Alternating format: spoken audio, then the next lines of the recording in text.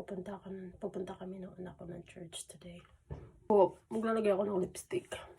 Yung asawa ko, hindi yan siya sanay na naglalagay ako ng lipstick. Kasi tingnan natin kung ano yung reaction niya. Lagay ako ng lipstick.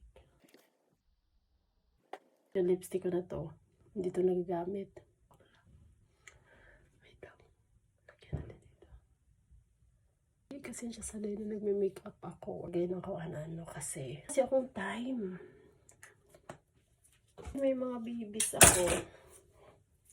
Time ko pang lipstick o pang ano dyan is iayos ko na lang sa kanila.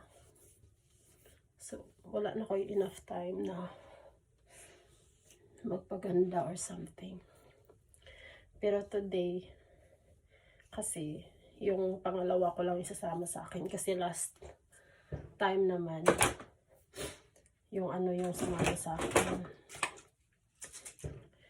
Yung panganay. Tapos ngayon, andun sila sa baba. Tingnan natin kung ano yung reaction niya. Dami naman. Nainis na naman yan siya. For, like, siguro, simula nung nagpunta ako rito, mga 5 beses lang ako nag-lipstick. Mag-lipstick ka pa. Wala pa ng time. Yan.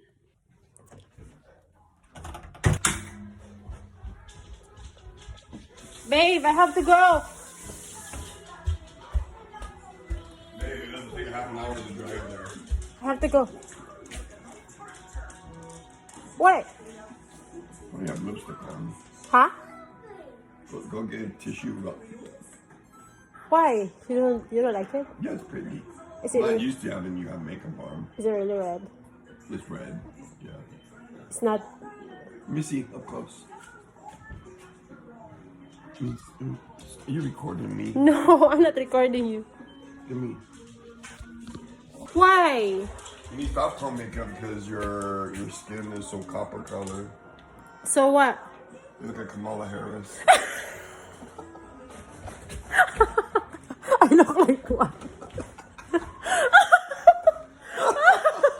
No, I'm just joking. Just so you know, I record you, motherfucker.